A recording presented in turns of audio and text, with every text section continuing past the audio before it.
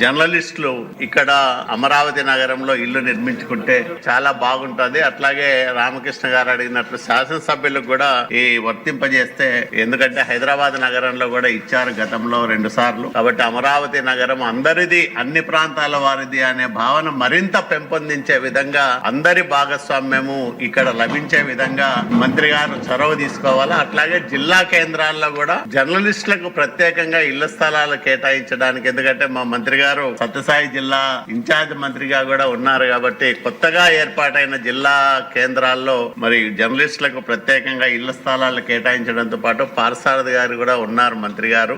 గతంలో జర్నలిస్టులకు ప్రత్యేకంగా గృహ నిర్మాణ కార్యక్రమం కూడా పెట్టాం అధ్యక్ష. సపరేట్ గా 100 కోట్ల రూపాయల బడ్జెట్ కూడా దాంట్లో కేటాయించాం. కాబట్టి దాన్ని కూడా ఇళ్ల స్థలాలతో పాటు జర్నలిస్టులకు ఇల్లు నిర్మించడానికి కూడా ప్రత్యేకంగా 2 మంత్రులు శ్రద్ధ తీసుకోవాలని మీ ద్వారా వాళ్ళకు విజ్ఞప్తి చేస్తున్నాను అధ్యక్ష. సభ్యులు అడిగినట్టుగా అధ్యక్ష, మండల కేంద్రాలు, ఎందుకంటే మండల వాళ్ళు జిల్లాలో అడుగుతా ఉన్నారు, అది కూడా క్లియర్ గా లేదు కాబట్టి తప్పకుండా ఎక్కడ రేషన్ కార్డు ఉందో ఆ మండలంలో ఇచ్చే ఏర్పాటు కోసం కూడా మేము అధ్యయనం చేస్తా ఉన్నాం అధ్యక్ష. జియోఎం కూడా తప్పకుండా దీని మీద అధ్యయనం చేస్తుంది అధ్యక్ష. ఎందుకంటే నిన్న కూడా వచ్చారు 15 సంవత్సరాల క్రితం అమరావతి పక్కన చౌడవరం గ్రామంలో వర్కింగ్ జర్నలిస్ట్ వాళ్ళ అధ్యక్ష, వాళ్ళకి ఇళ్ల పట్టాలు ఇచ్చారు అధ్యక్ష. సర్వే నంబర్ 529/3 ఆలో అధ్యక్ష, 71 మందికి అధ్యక్ష. ఇవాళ కూడా పట్టాలు ఇవ్వని పరిస్థితి అధ్యక్ష. నిన్నే నా నోటీస్కి వచ్చింది అధ్యక్ష. తప్పకుండా ఇలాంటి సమస్యలు ఎక్కడున్నా కూడా ఎమ్మెల్యేలు మా దృష్టికి తీసుకొస్తే వాళ్ళకి పట్టాలు ఇప్పించే ఏర్పాటు కూడా చేస్తాం. గౌరవ ముఖ్యమంత్రి గారి దృష్టికి తీసుకెళ్లి జర్నలిస్ట్ ఏదైతే గత ప్రభుత్వం అన్యాయం చేసిందో ఈ ప్రభుత్వం న్యాయం చేసే దిశగా తీసుకెళ్తాం అధ్యక్ష. అలాగే గౌరవ సభ్యులందరూ కూడా కోరారు అధ్యక్ష. అది కూడా నేను తప్పకుండా ఇప్పుడు కూడా విష్ణుకుమార్ రాజు గారు కూడా పంపించారు అధ్యక్ష, sites for MLAs to be given అని. ఇది తప్పకుండా మీ ద్వారా కూడా అలాగే